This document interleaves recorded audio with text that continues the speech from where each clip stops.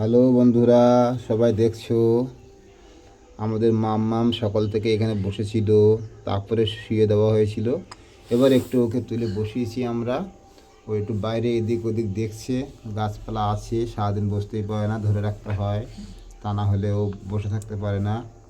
মাম্মা, মাম্মাম কই?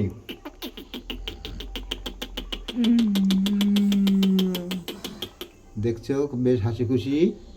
মাম, তুমি খেলু খেলু করছো? ও মাম সোনা, মাম সোনা আবার অসুস্থ হচ্ছে কেন? পায়ে লাগছে?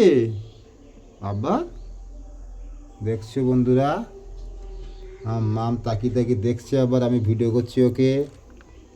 মাম সোনা, ওই মাম্মাম, মাম্মা।